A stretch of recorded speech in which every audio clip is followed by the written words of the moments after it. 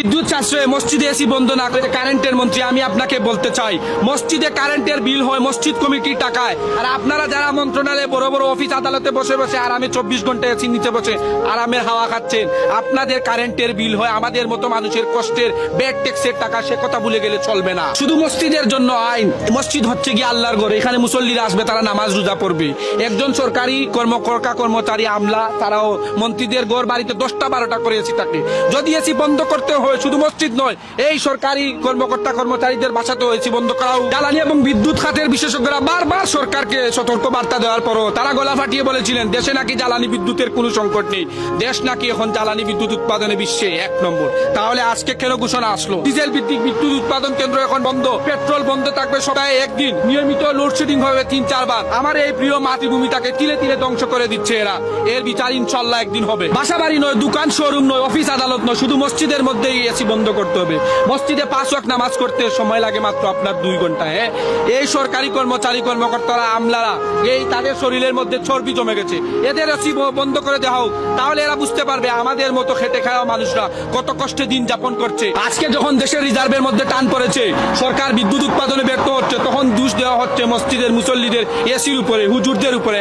Party centre, DJ centre, luxurious hotel, office আদালতে তো 24 ঘন্টা এসি চলে, সেইখানে আপনাদের কোনো সমস্যা হয় না। আর আল্লাহর ঘর মসজিদের মধ্যে মুসল্লিরা বসে 2 রাকাত নামাজ শান্তিতে তারা আদায় করবে, সেইখানে আপনাদের যত মাথা ব্যথা শুরু হয়ে যায়। আপনি আওয়ামী লীগ করেন, বিএনপি করেন, আমার কোনো মাথা ব্যথা নাই। আপনি ইসলাম মানেন কি না মানেন তাতেও কিন্তু আমার কিন্তু মাথা ব্যথা নাই। আমার মাথা ব্যথা এক জায়গাতেই, আপনি যদি আমার মসজিদ, আপনি যদি আমার রাসূল, আপনি যদি আমার ঈমান নিয়ে কথা বলেন।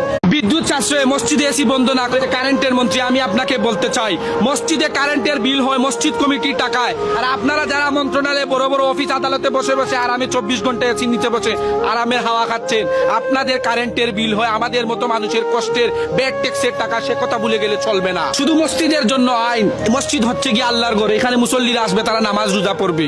একজন সরকারি কর্মচারী আমলা তারাও মন্ত্রীদের ঘর বাড়িতে 10টা 12টা করে এসি থাকে। যদি এসি বন্ধ করতে হয় শুধু মসজিদ নয়, এই সরকারি কর্মচারীদের বাসাতেও এসি বন্ধ করা হোক। জ্বালানি এবং বিদ্যুৎ খাতের বিশেষজ্ঞরা বারবার সরকারকে সতর্ক বার্তা দেওয়ার পরও তারা গলা ফাটিয়ে বলেছিলেন দেশে নাকি জ্বালানি বিদ্যুতের কোনো সংকট নেই, দেশ নাকি এখন জ্বালানি বিদ্যুৎ উৎপাদনে বিশ্বে 1 নম্বর। তাহলে আজকে কেন ঘোষণা আসলো ডিজেল ভিত্তিক বিদ্যুৎ উৎপাদন কেন্দ্র এখন বন্ধ, পেট্রোল বন্ধ থাকবে সপ্তাহে একদিন, নিয়মিত লোডশেডিং হবে 3-4 বার। আমার এই প্রিয় মাতৃভূমিটাকে তিলে তিলে ধ্বংস করে দিচ্ছে এরা। এর বিচার ইনশাল্লাহ একদিন হবে। বাসা বাড়ি নয়, দোকান শোরুম নয়, অফিস আদালত নয়, শুধু মসজিদের মধ্যেই এসি বন্ধ করতে হবে। মসজিদে 5 ওয়াক্ত নামাজ করতে সময় লাগে মাত্র আপনার 2 ঘন্টা। এই সরকারি কর্মচারী কর্মকর্তারা আমলারা এই তাদের শরীরের মধ্যে চর্বি জমে গেছে, এদের এসি বন্ধ করে